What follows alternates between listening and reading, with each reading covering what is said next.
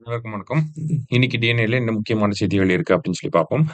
இந்தியாவுடைய மிகப்பெரிய முதலீட்டாளராக எந்த நாடு வந்திருக்கு அப்படின்னு பார்த்தீங்கன்னா, சிங்கப்பூர். அதாவது 2017, 18ஆம் ஆண்டிலிருந்தே பார்த்தீங்கன்னா, இந்தியாவுடைய மிகப்பெரிய அந்நிய நேரடி முதலீட்டாளராக யார் இருக்காங்க அப்படின்னு பார்த்தோம்னா, நமக்கு சிங்கப்பூர் தான் இருக்காங்க. ஓகேங்களா. ஃபாரின் டைரக்ட் இன்வெஸ்டர்ல டாப் இன்வெஸ்டர் யாருன்னா அவங்க தான். கிட்டத்தட்ட இந்திய ரூபாய் மதிப்புல 1,28,00,000 கோடி முதலீடுகள இந்தியாவுக்குள்ள கொண்டு வந்தது யாரு அப்படின்னு பார்த்தீங்கன்னா, சிங்கப்பூர் தான். சரிங்களா. சிங்கப்பூருக்கு அடுத்ததா பார்க்கிறப்ப நமக்கு மொரீஷியஸ் அப்படிங்கிற நாடு இருக்கு. ஓகேங்களா. சிங்கப்பூருக்கு அடுத்ததா மொரீஷியஸ், மொரீஷியஸ்க்கு அடுத்ததா தான் நமக்கு அமெரிக்கா வருது. சரிங்களா. அமெரிக்காவுக்கு அடுத்ததா பார்த்தீங்கன்னா, நெதர்லாந்து, நெதர்லாண்ட்ஸ்க்கு அப்புறமா பார்த்தீங்கன்னா, நமக்கு யுஏஇ. ஓகேங்களா. இவங்க தான் டாப் 5ல இருக்காங்க. ஓகேவா. Singapore, Mauritius, America, Netherlands and UAE. சரியா? அடுத்ததா பார்த்தீங்க அப்படின்னா, கிரிப்டோ கரன்சி அப்படின்னு சொல்லி குடுத்திருக்காங்க. கிரிப்டோ கரன்சினா என்ன? ஃபியட் கரன்சினா என்ன? இங்க ஃபியட் கரன்சி அப்படின்னு சொல்லி குடுத்திருக்காங்க. அதாவது இந்திய அரசாங்கம் ரூபாய் அப்படிங்கிறத வெளியிடுறாங்க. அமெரிக்கா டாலர்ன்னு சொல்லி வெளியிடுறாங்க. ஜப்பான் ஒரு கரன்சி வெளியிடுறாங்க. யென் அப்படிங்கிற கரன்சி. ஓகேங்களா. ஜப்பான் யென் அப்படிங்கிற கரன்சி வெளியிடுறாங்க. ஐரோப்பிய ஒன்றியம் பார்த்தீங்கன்னா, யூரோ அப்படிங்கிற கரன்சிய வெளியிடுறாங்க.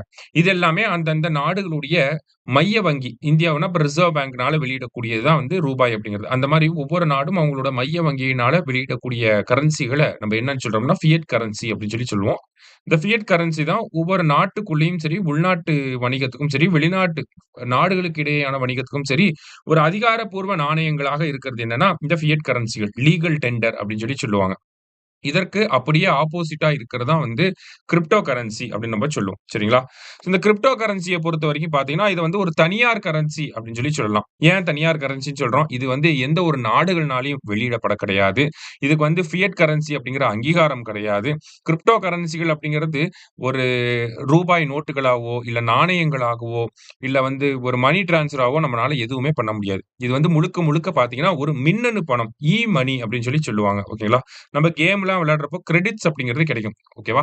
அந்த மாரி கிரெடிட்ஸ் மாரி இருக்கக்கூடிய ஒரு விஷயம் தான் இந்த மின்னணு பணம் அப்படின்னு சொல்லக்கூடிய கிரிப்டோ கரன்சி அப்படிங்கிறது.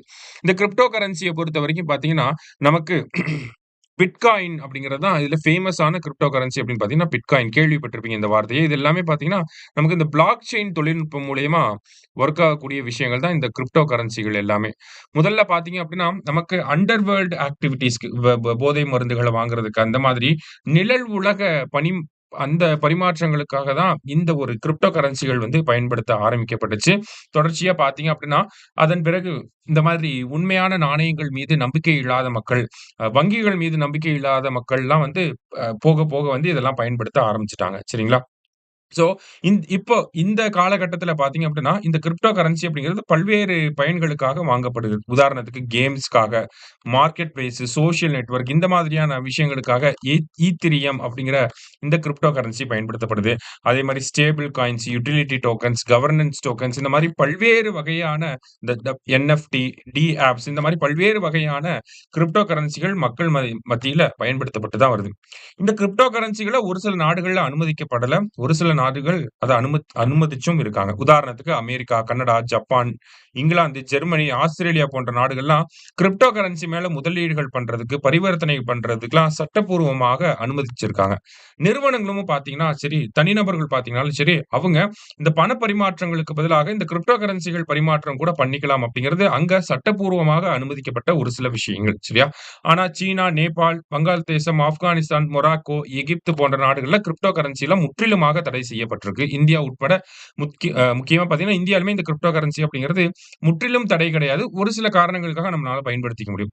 ரஷ்யா, ஈரான் போன்ற நாடுகள்ல கிரிப்டோ கரன்சி உருவாக்க தேவைப்படக்கூடிய அந்த மைனிங் அப்படிங்கிறது அனுமதிக்கப்படுது. சரிங்களா?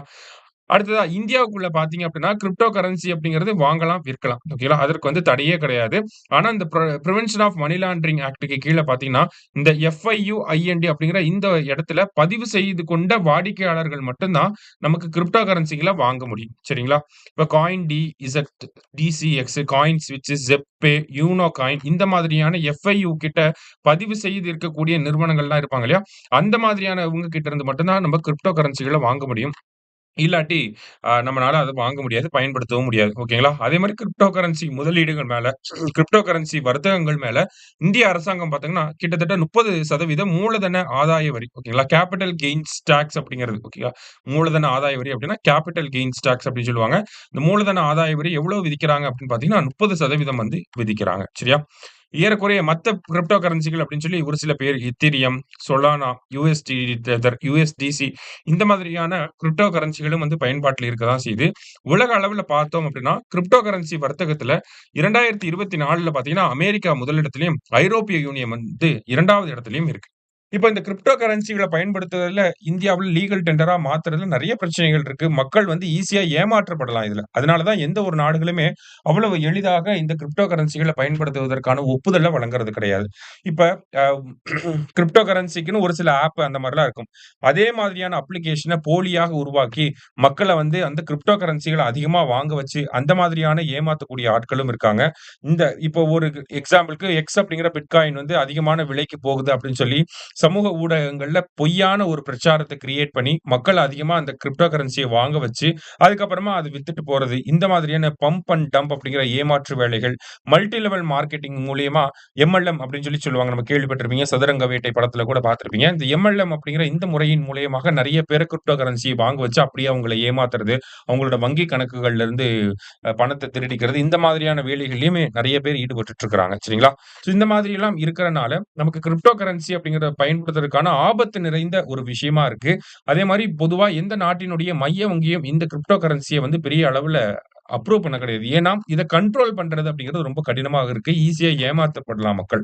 அதனால தான் யாருமே இன்னும் இத கண்ட்ரோல் பண்ணாம இத நடைமுறைப்படுத்தாமயே இருக்காங்க. இந்திய உச்சநீதிமன்றம் கூட இந்திய அரசாங்கம் ஏன் இன்னும் இந்த கிரிப்டோ கரன்சி எல்லாம் ரெகுலேட் பண்றதுக்காக ஒரு சட்டம் ஒழுங்குமுறைப்படுத்துறதுக்கான ஒரு சட்டத்த இன்னும் கொண்டு வரல அப்படிங்கிற கேள்விய 2 வருஷத்துக்கு முன்னாடியே கேட்டுட்டாங்க. சரியா? ஸோ இதுதான் இங்க கிரிப்டோ கரன்சிய பத்தி குடுத்திருக்காங்க. அடுத்ததா பார்த்தீங்கன்னா, திரைப்பட தணிக்கை சான்று. அதாவது central board of film certification அவங்களுடைய விதிகள் 1991ல கொண்டு வரப்பட்ட விதிகள்ல ஒரு சில மாற்றங்கள செஞ்சிருக்காங்க. அந்த வகையில பார்த்தீங்கன்னா, நமக்கு முன்னாடிலாம் திரைப்படங்கள் அப்படிங்கிறது நமக்கு யு சான்றிதழ் அப்படிங்கிற திரைப்படம் எல்லாருமே பார்க்கலாம். ஏ சான்றிதழ் திரைப்படங்கள அந்த வயதுக்கு வந்தவங்க மட்டும் தான் பார்க்க முடியும்.